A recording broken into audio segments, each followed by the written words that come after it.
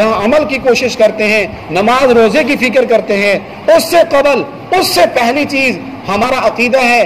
اپنے عقائد کی اصلاح کی کوشش فرماتے رہیں، علماء حقہ کے ساتھ جڑیں، اسی طرح اپنی اولاد، اپنے ماتحت لوگ، اپنے گھر والے، خاص طور پہ جو عورتیں ہوتی ہیں ان کا عقیدہ توحید بہت کمزور ہوتا ہے، چھوٹی چھوٹی باتوں میں وہ غیر اللہ کی طرف نسبت کرتی ہے۔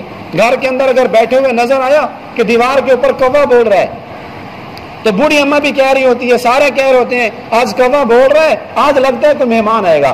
تو کووا عالم الغیب ہے، آپ کا مہمان جو کراچی سے آ رہا ہے یہ وہاں سے جا کر خبر لے آیا۔ اللہ تعالیٰ نے نعمت دی ہے، پیسہ دیا، بہت بڑی اس نے کوٹھی بنائی، بلڈنگ بنائی، لیکن اس کے اوپر جو ہے وہ کالی دیگچی رکھ دی، کالی کنی رکھ دی جو اپنا دفاع بھی نہیں کر سکتی، جل جل کے خود کالی ہو گئی ہے۔ اب یہ کوٹھی کے اوپر اس لیے رکھ رہا ہے کہ یہ دیگچی رکھوں گا تو میری کوٹھی کو نظر نہیں لگے، نعوذ باللہ من ذالک۔ اللہ نے اس کو پیسہ دیا، 20-25 لاکھ کی گاڑی لی ہے اور چمڑے کی ایک جوتی ہے، اس کی کوئی حیثیت نہیں ہے، آگے اس نے لٹکا دی۔ نظریہ یہ ہے کہ میری گاڑی کو اس جوتی کے لٹکانے سے نظر نہیں لگے گی، تو ہم نے اس کنی کو، اس ہانڈی کو اور اس جوتی کو ہم نے مؤثر حقیقی سمجھا، کوے کو ہم نے عالم الغیب سمجھا۔ بہت بڑی ضرورت ہے اس بات کی کہ ہم عقیدہ توحید درست کریں۔